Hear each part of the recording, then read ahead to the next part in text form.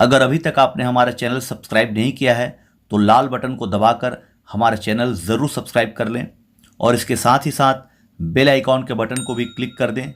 ताकि हमारे सभी वीडियो की अपडेट्स आपको मिलती रहे।